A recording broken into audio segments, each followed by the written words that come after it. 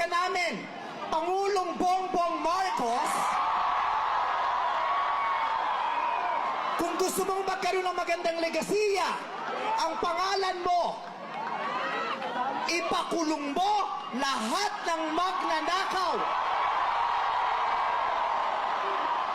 Nakatingin kami sa iyo, Pangulong Bongbong Marcos, at inaasahan ka namin, hindi dahil sa idol ka namin, kundi dahil sineswelduhan ka namin at inaasahan namin na tutuparin mo ang inuutos naming mga employer mo.